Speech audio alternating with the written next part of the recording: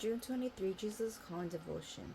Let my love stream through you, washing away fear and distrust. A trusting response includes me in your thoughts as you consider strategies to deal with a situation. My continual presence is a promise, guaranteeing that you never have to face anything alone. My children teethe on the truth that I am always with them, yet they stumble around in a stupor, unaware of my loving presence all around them. How that grieves me. When you walk through a day in trusting dependence on me, my aching heart is soothed. Gently bring your attention back to me whenever it wanders away. I look for persistence rather than perfection in your walk with me. Bible reference is from Psalm 52, verse 8. But I am like a green olive tree in the house of God. I trust in the mercy of God forever and ever. As well as Deuteronomy 31:6. Be strong and of good courage. Do not fear nor be afraid of them. For the Lord your God, He is the one who goes with you. He will not leave you nor forsake you. And last but not least, Ephesians 4:30. And do not grieve the Holy Spirit of God, by whom you were sealed for the day of redemption. Reading the Bible in the year June 23, morning reading is taken from Acts chapter 7, verses 1 to 21. Then the high priest said, Are these things so? And he said, Brethren and fathers, listen. The God of glory appeared to our father Abraham when he was in Mesopotamia, before he dwelt in Haran, and he said to him, Get out of your country and from your relatives, and come to a land that I will show you. Then he came out of the land of the Chaldeans and dwelt in Haran. And from there, when his father was dead, he moved him to this land in which you now dwell. And God gave him no inheritance in it, not even enough to set his foot on. But even when Abraham had no child, he promised to give it to him for a possession, and to his descendants after him. But God spoke in this way, that his descendants would dwell in a foreign land, and that they would bring them into bondage and oppress them 400 years. And the nation to whom they will be in bondage I will judge, said God. And after that they shall come out and serve me in this place.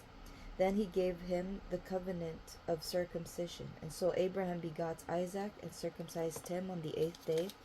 And Isaac begot Jacob, and Jacob begot the 12 patriarchs.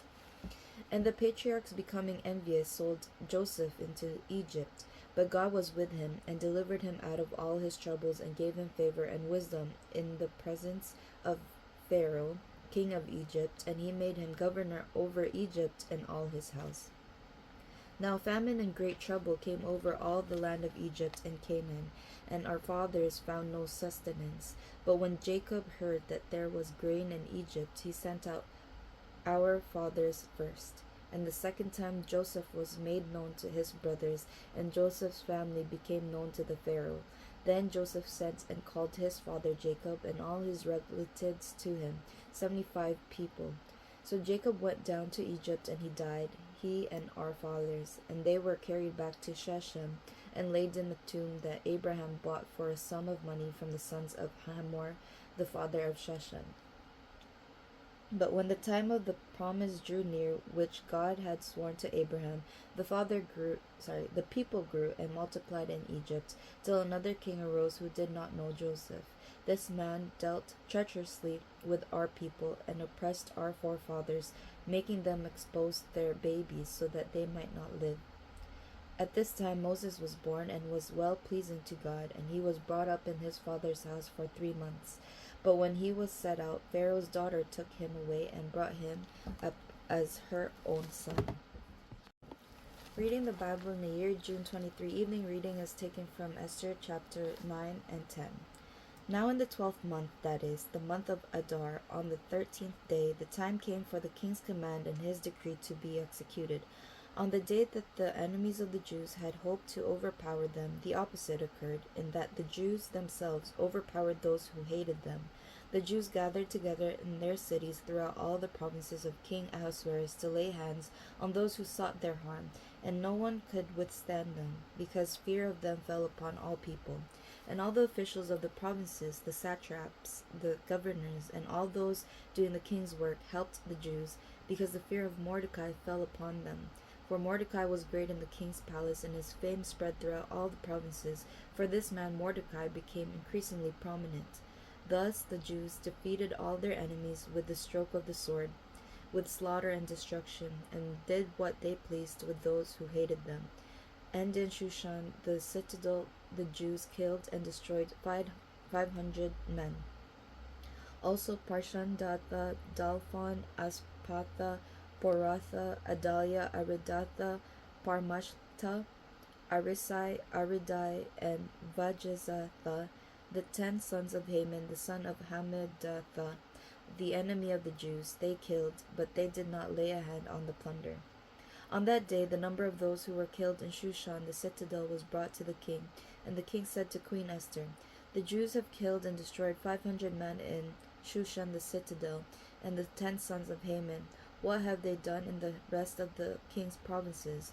Now, what is your petition? It shall be granted to you. Or what is your further request? It shall be done."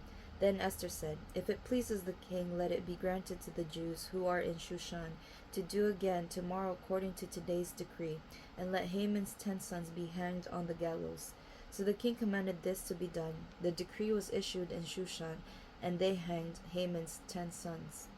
And the Jews who were in Shushan gathered together again on the 14th day of the month of Adar, and killed 300 men at Shushan, but they did not lay a hand on the plunder. The remainder of the Jews in the king's provinces gathered together and protected their lives, had rest from their enemies, and killed 75,000 of their enemies, but they did not lay a hand on the plunder. This was on the 13th day of the month of Adar, and on the 14th of the month they rested and made it a day of feasting and gladness.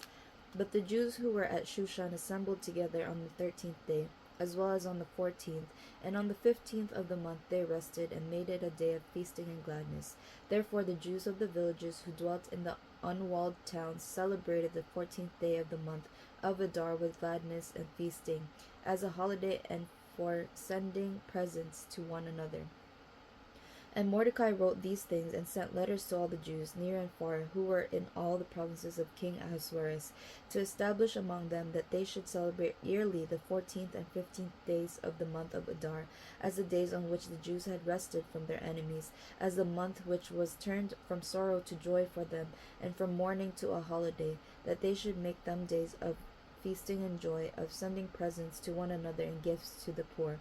So the Jews accepted the custom which they had begun, as Mordecai had written to them, because Haman the son of Hammedatha the Agagite, the enemy of all the Jews, had plotted against the Jews to annihilate them, and had cast Pur, that is, the lot, to consume them and destroy them. But when Esther came before the king, he commanded by letter that this wicked plot which Haman had devised against the Jews should return to his own head, and that he and his son should be hanged on the gallows. So they called these days Purim, after the name Pur. Therefore, because of all the words of this letter, what they had seen concerning this matter, and what had happened to them, the Jews established and imposed it upon themselves and their descendants, and all who would join them, that without fail they should celebrate these 2 days every year according to the written instructions, and according to the prescribed time, that these days should be remembered and kept throughout every generation, every family, every province, and every city, that these days of Purim should not fail to be observed among the Jews, and that the memory of them should not perish among their descendants.